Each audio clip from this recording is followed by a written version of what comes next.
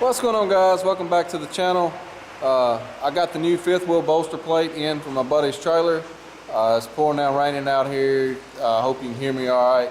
But this is what it looks like. Like I said in the previous videos, 3/8 plate. We got a 3/8 kingpin. The kingpin, the hole didn't come out quite big enough. I'm gonna have to get that with a die grinder to get it to go all the way down there. It likes just a little bit right there, needs a little cleaning up in the hole there. But I think it's just on this one corner right here where the CNC pierced. Hit that with a die grinder, I believe it'll go right down in there. Not a big issue. I've got the 2" by 6" quarter wall square tubing over here. That's what we're making the gussets for, or the braces for, in here to support. I got to get this kingpin welded in. I've got the other piece of support over here that we're doing the cross brace in there. That's 2x8 tubing. I picked up a new welding helmet to do this job with, T94. The welding helmet I had was one of those Tractor Supply gigs for like 40 bucks. I used to work at the mill. I didn't want anything very expensive because we welded on hydraulic pipes and stuff that were full of oil, and that stuff would catch on fire and spray back out, and it would burn a helmet. So I didn't want to spend any money on a helmet when I was doing that, but I decided I wanted to get a decent helmet, and I read the reviews, and this is what I come up with by Miller T94. I looked at the ESAB helmet. I'm not sure about it. It's pretty new helmet.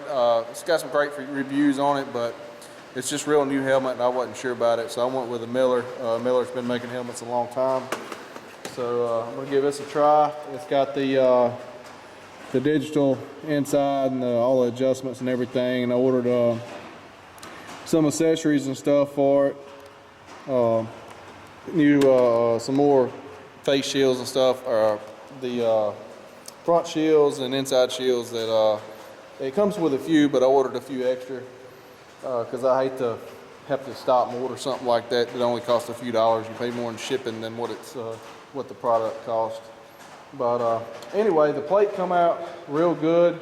You can see the 90 there that we got bent on the back of it right here. This will go in between the frame rails, and that'll stiffen it up and add a lot of strength. And these holes here are just drain holes, because that channel is going to be welded in between here. There 3 pieces of it, so those are just drain holes to allow the water to drain out, so it doesn't collect water and water just sits in there.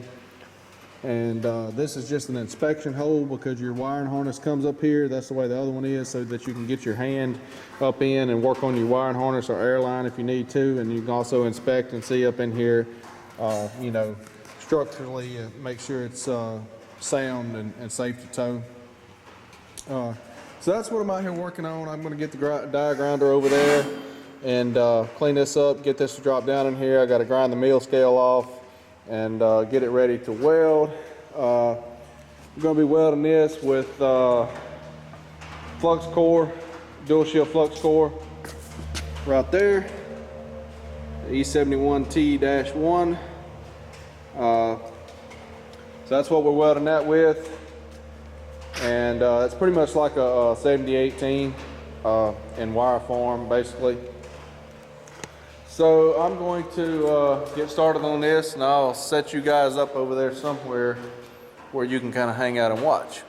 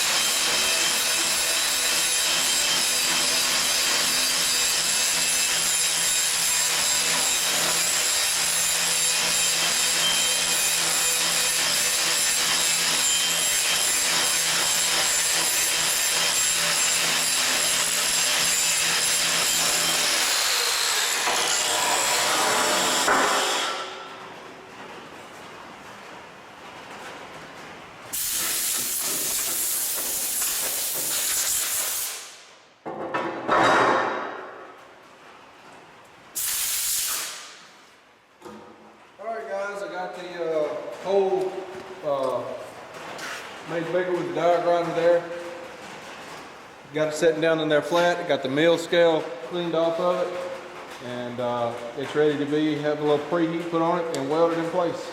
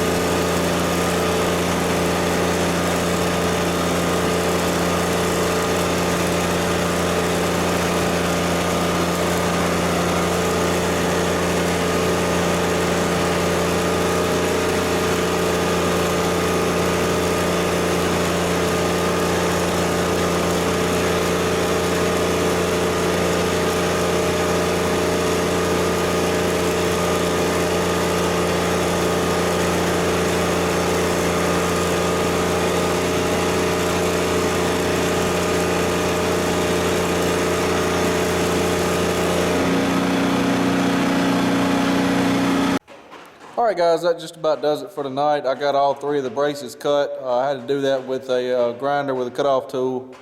It was the only way I got to doing that right now.